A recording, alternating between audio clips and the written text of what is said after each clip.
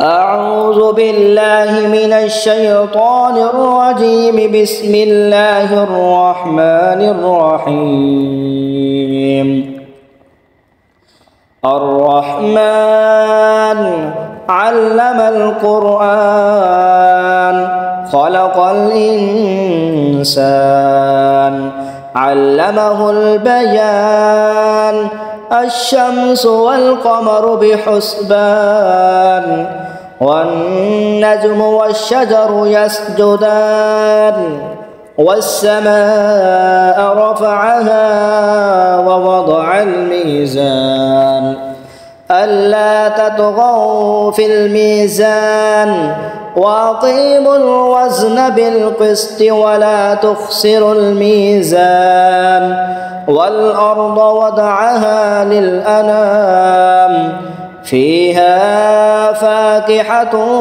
والنخل ذات الأكمام والحب ذو العصف والريحان فبأي آلاء ربكما تكذبان خلق الإنسان من صلصال كالفخار وخلق الجن من مارج من نار فبأي آلاء ربكما تكذبان رب المشرقين ورب المغربين فبأي آلاء ربكما تكذبان مرج البحرين يلتقيان بينهما برزخ لا يبغيان فبأي آلاء ربكما تكذبان يخرج منهما اللؤلؤ والمرجان فبأي آلاء ربكما تكذبان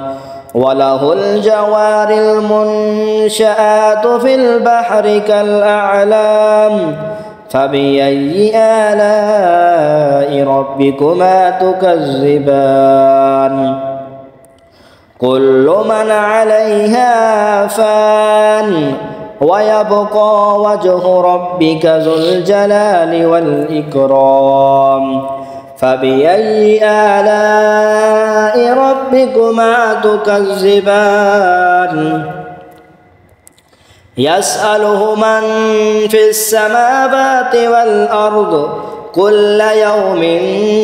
هو في شأن فبأي آلاء ربكما تكذبان سنفرغ لكم أيها الثقلان فبأي آلاء ربكما تكذبان يا معشر الجن والإنس إن استطعتم أن تنفذوا من أقطار السماوات والأرض فانفذوا لا تنفذون إلا بسلطان فبأي آلاء ربكما تكذبان يرسل عليكما شواظ من نار ونحاس فلا تنتصران فبأي آلاء ربكما تكذبان فإذا انشقت السماء فكانت وردة كالدهان فبأي آلاء ربكما تكذبان فيومئذ لا يسأل عن ذنبه إنس ولا جان فبأي آلاء ربكما تكذبان يعرف المجرمون بسيماهم فيؤخذ بالنواسي والأقدام فبأي آلاء ربكما تكذبان هذه جهنم التي يكذب بها المجرمون يطوفون بينها وبين حميم آن فبأي آلاء ربكما تكذبان ولمن خاف مقام ربه جنتان فبأي آلاء ربكما تكذبان ذواتا أفنان فبأي آلاء ربكما تكذبان فيهما عينان تجريان فبأي آلاء ربكما تكذبان فيهما من كل فاكهة زوجان فبأي آلاء ربكما تكذبان متكئين على فرش بطائنها من استبرق وجنى الجنتين دان فبأي آلاء ربكما تكذبان فيهن قاصرات الطرف لم يطمسهن إنس قبلهم ولا جان فبأي آلاء ربكما تكذبان كأنهن الياقوت والمرجان فبأي آلاء ربكما تكذبان هل جزاء الإحسان إلا الإحسان فبأي آلاء ربكما تكذبان ومن دونهما جنتان فبأي آلاء ربكما تكذبان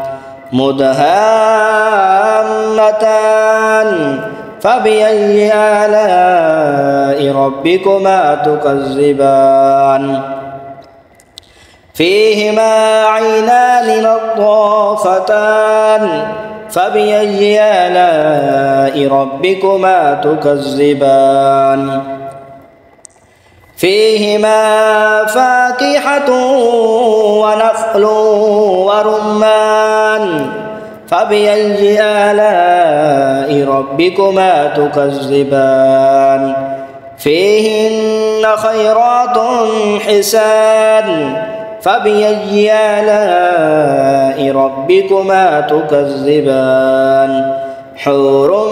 مقصورات في الخيام فبأي آلاء ربكما تكذبان لم يطمسهن إنس قبلهم ولا جان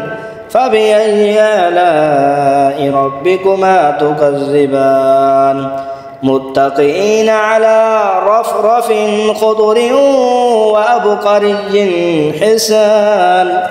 فبأي آلاء ربكما تكذبان